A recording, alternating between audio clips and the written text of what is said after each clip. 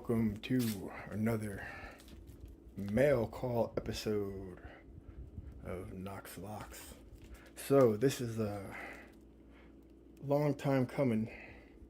You can see by the blue mark here, my knife is pointing out, 10/31/2024.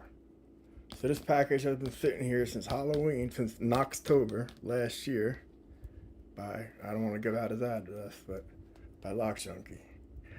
So let's see. The safe side, what's in the bag? What's in the bag? Come on, man. Okay. I got my guitar project going on right now. Just taking a break. Polishing frets. Okay. Very cool. Very cool chip.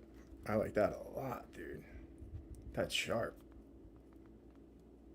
That's awesome, dude. Thank you very much.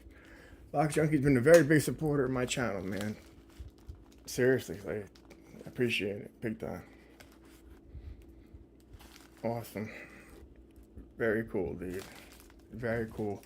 I'll be sure to get something back to you in the sense of, well, you'll see in my Knoxtober video coming up in the next couple days what a body bag is, but you'll see you got one coming your way. So this is a quick one. Knox Locks out. Thank you, Lock Junkie. See you soon.